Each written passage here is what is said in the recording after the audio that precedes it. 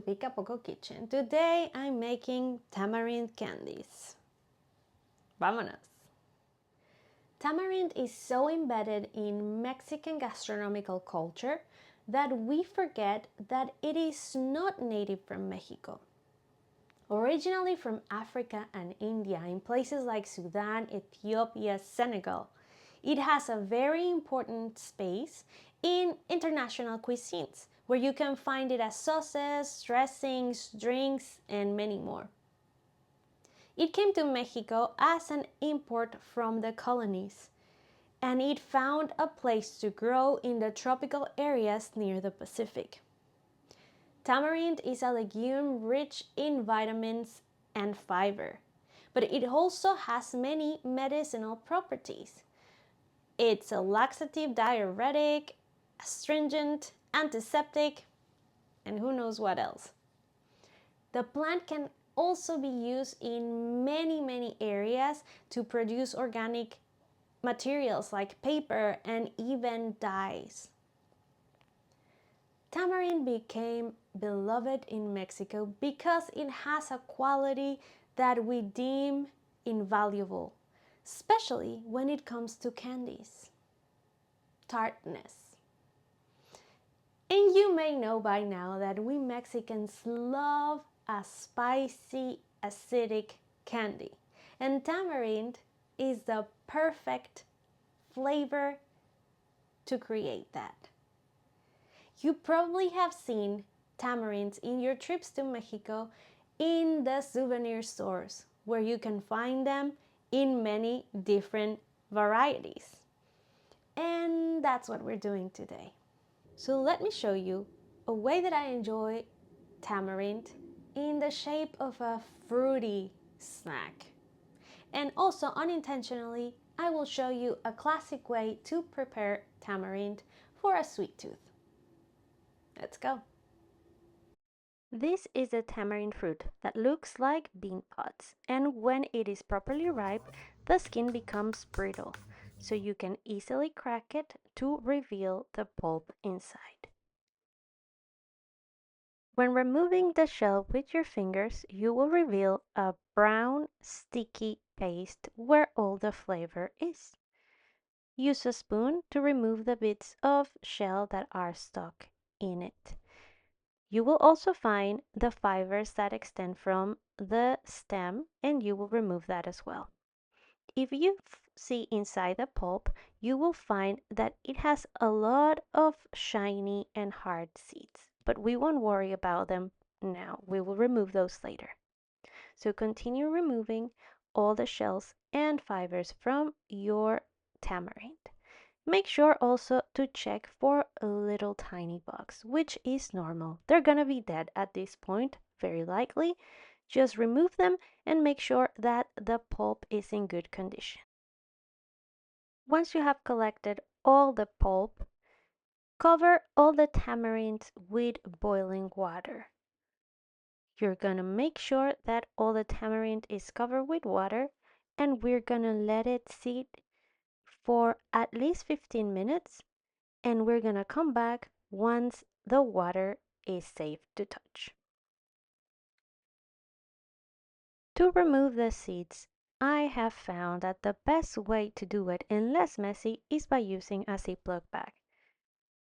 I will take all the tamarind that I have been soaking in warm water and place them straight inside the bag. Remove the air from your bag, lock it, and start massaging all the pulp, trying to separate the seeds from the pulp. Give it a nice squeeze here and there, and then we're gonna try to pick each of the seeds and push them out of the way, just like this. I found that this method is not just the cleanest, the fastest, but also the more efficient. You're gonna be able to find most of the seeds, and also if there are a little bit of those bugger bugs that I was telling you about, you will be able to find them here as well and pick them out.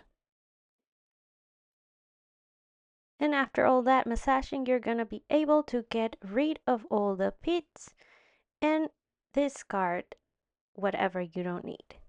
Using the same bag, I'm just gonna cut a hole and pipe the content out. You will see how smooth and nice it is, and now that it's in your bowl, if one or two pits came out, you will be able to fish them out easily. I got 167 grams of tamarind pulp, which I'm gonna transfer to the stove with half a cup of sugar and a quarter of a cup of water. Mix that well, and we're gonna bring it to a boil while continuously moving. Don't stop until you start seeing bubbles, and when you move around your spoon, you can see the bottom of your pan. Since I wanted to make some sweet tamarind candies as well, I separated a little bit of my mix and added 2 tablespoons of sugar. But I made a little mistake. I separated the batch after I added the water and put it on the stove. So it didn't have the right consistency to shape into balls and just serve. So if you want to do that, then separate the tamarind before you add the water and put it in the stove. But later you'll see how I try to fix it and fix it again. For the rest of my tamarind, I'm gonna add Tajín. You can add any chili powder that you want, and the amount is up to you. I added a quarter of a cup, but you can add more or less depending on how spicy you want it. And with this tamarind, I'll be doing some leather. So the texture is perfect because I want it to be thin enough to be spreaded. Also, I'll give it a little taste. If your tamarind is too sweet, you can add a little bit of lime juice or citric acid. I prepared my tray with some parchment, but I do not recommend since it was a pain to remove it. Probably a silicone mat would be the best option, so I will do that next time. Spread your fruit pulp evenly and thinly. That will give you the best results. In an attempt to fix the sweet tamarind pulp, I decided to also dehydrate it, but I didn't think about the amount of sugar extra that this version had. So you'll see what happens later. Following my dehydrator instructions, I let it be for 165 Fahrenheit for the max time, which was 12 hours, because I went to bed. The spicy one was perfect and the sugary one was a mess. So I'll take my spicy leather, put it in a plastic bag and set it aside because it's almost ready to be used. And I decided to reshape the sweet candy into a mass that I will be shaping with my hands. Let's start with my fruit leather. I cut a smaller portion and I brought my delicious Granny Smith apple, perfectly clean, perfectly shapen, and I will be wrapping it up with this fruit leather. Use a plastic bag to push the fruit leather into the fruit, and then with clean and wet hands you can go ahead and smooth the surfaces of your fruit. I cut a little bit of extra leather to put on the gaps that I had on the top, and the only thing that is left to do is give our apple a nice coating of Tajín or chili powder. In a shallow bowl, just sprinkle more Tajín until your apple is completely covered. And if you have it, you can add a stick to your apple. And for the sweet mess, I have wet hands and a wet knife, and I'll be portioning the paste into little bowls that I will be rolling in extra sugar. This specific version is known as tarugos. Even though tarugo means dummy, it doesn't refer to that. They used to be cylindrical and they will resemble dowels, which are also called tarugos. Both sweet and spicy, this is a classic shape that you will find everywhere. And here it is, my unintentional tarugos, which honestly, in this case, the taruga was myself. I enjoy a sweet tamarind more in the form of a drink. But hey, from time to time, a sweet tamarind candy, it's never too bad.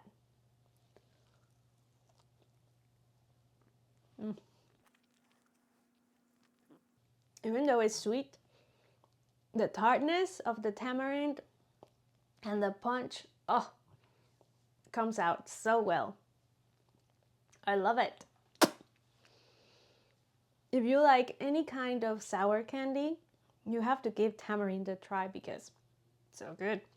And when you make it fresh, you can tell the difference between the ones that you buy in the store. It's nothing beats a natural flavor. But this is what I'm excited about. Oh. Okay, let me make it smaller. So good. I want you to see the thick layer that we achieved. That's exactly what I like. Oh, this is my favorite way.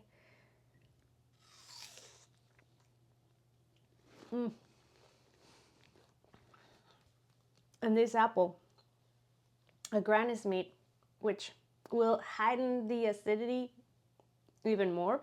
You can choose a different kind of apple, but honestly, the crunch of a Granny Smith can be defeated. But what can I say? I was already in love with tamarind. Now, it's your turn. So I hope you give it a try. And if you enjoy this recipe, just like this video, please share it with your friends. Like, subscribe, and be notified. And for more, follow me on the socials. Adios, amigues.